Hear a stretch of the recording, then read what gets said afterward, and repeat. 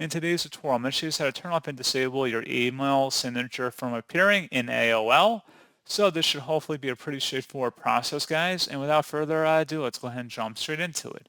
So all I have to do is sign into AOL Mail and select the settings button up at the top right, and then go down and select where it says more settings.